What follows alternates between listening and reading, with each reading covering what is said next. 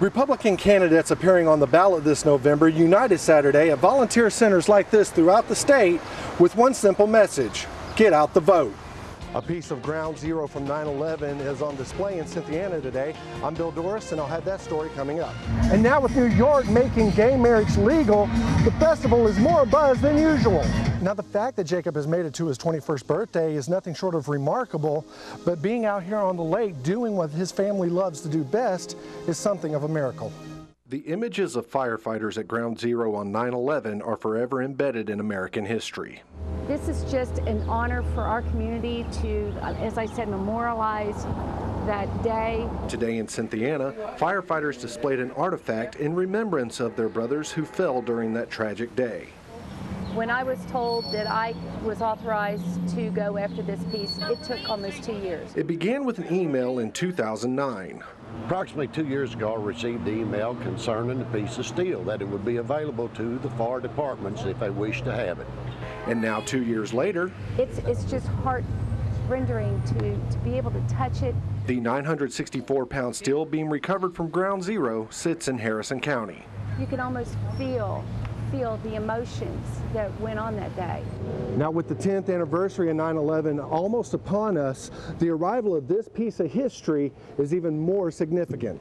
It's a tribute, not only to the ones in New York City, but to any firefighter or police officer that's ever lost their lives while doing their duty.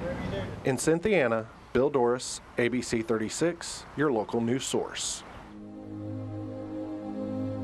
We do a lot of skiing. We're a big family, and we enjoy it. I think they've had everybody in my family up since right when we were about 1 or 2 years old. We were out on the water skiing. Like thousands of Kentuckians, the Brewer family flocks to the lake every summer. Jacob skied when he was a year on one of his uncle's laps. And Saturday, Jacob decided to do just that for his birthday. And he skied again today with his uncles, which was a dream come true for me. Jacob Brewer has muscular dystrophy and is confined to a wheelchair. I didn't think it'd be possible. But he didn't let that stop him. And then, I got the phone call up on the phone, and they're like, how about we take you out skiing? I'm like, oh man, I'm there. Now, the fact that Jacob has made it to his 21st birthday is nothing short of remarkable, but being out here on the lake doing what his family loves to do best is something of a miracle. Well, I was excited. I haven't done this in probably about 10, 13 years, and it was just a thrill of excitement.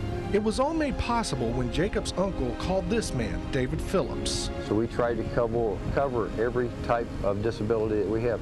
His Florida-based company specializes in equipment and instruction for people with disabilities. It grabs your heart to see each individual person and how you have just changed their life in 15 seconds.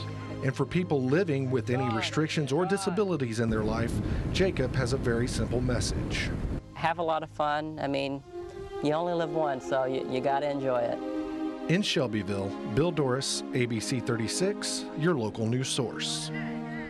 Yeah, no, Lexington's one of the top cities, and it's good that we can all just come out and hang out together and have a good time. Lexington's 4th annual Pride Festival took center stage downtown. I've been here the past 2 years, and it's getting bigger and bigger. The Bluegrass area's gay and lesbian community came out to support and celebrate one another. And I can see a man holding a hand with a man. I can see a woman holding a hand with a woman. I can see people express their gender expression any way they want to. And nobody is making that glance to turn around to judge them. And now with New York making gay marriage legal, the festival is more buzz than usual. And to hear it yesterday, I was actually with one of my friends from New York. They heard about it and they just busted out in tears. Hopefully one day it'll be legal in Kentucky. It's going to be a long time, probably. While attending the festival, many people took advantage of the free health information available. So we know that diabetes, HIV/AIDS, obesity, smoking, all those things affect our community. So we want to make sure that we gave it to, the information to the gay community as well. And at the end of the day, the people here say the message of the festival is simple. And not try to push ourselves on anyone, but let everyone know, we're people too, and we love and we enjoy everything life has to offer.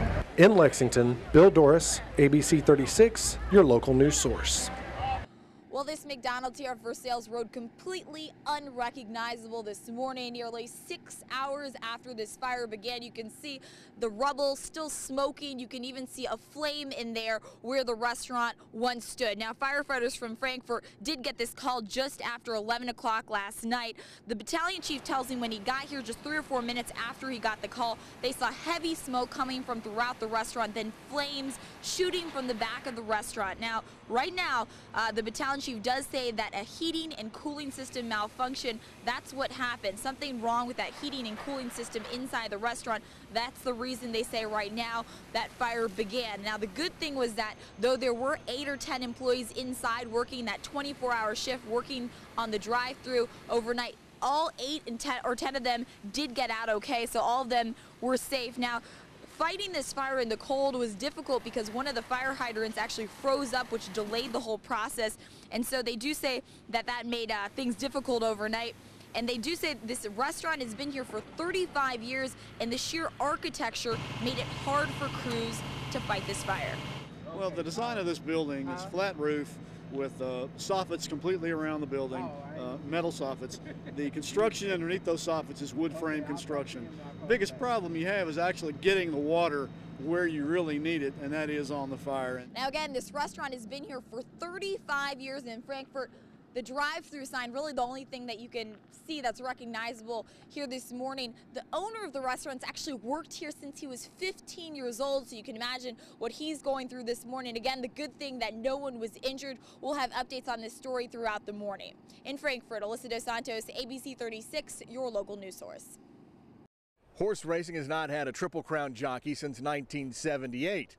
Only 3 Triple Crown jockeys are still alive today. One of them is trying to make a comeback.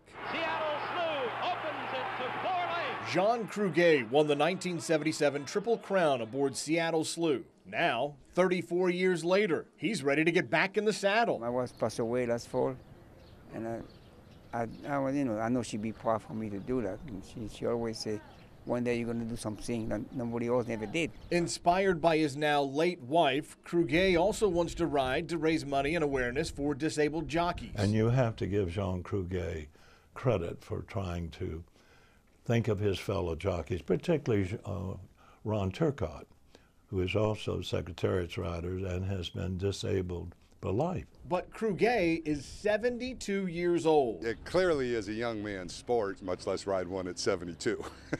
Cruguet is hardly your typical 72-year-old. He's in great shape. So fit, in fact, he passed all the physical exams required to again be a licensed jockey. They probably didn't see qu'il could pass the test, the physique test, you know. And he did exceptionally well. He seems fit.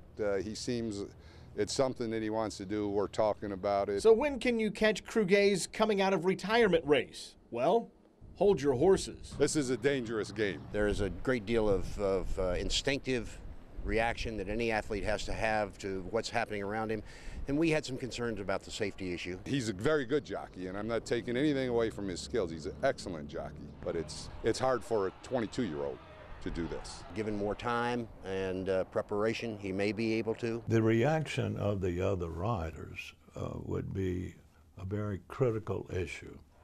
If in their minds they felt that their safety was jeopardized by him running, I'm sure the state stewards would take that into consideration and probably deny him his request to ride. Cruguet has no plans to become a regular rider again, but would like to give it a go in a few races. Maybe as soon as next month at River Downs, then possibly Churchill, where, of course, At the finish, it's going to be Seattle Slew. his Triple Crown feat began 34 years ago, and where he could make history once again. To my knowledge, I don't think it's ever happened. And that would probably never happen again. Not only that, because win a Triple Crown, win a race in 72, you don't want to see that too often, you know. At Keeneland, with the Frenchman who credits one seasoned woman as the reason he's still fit to race at age 72.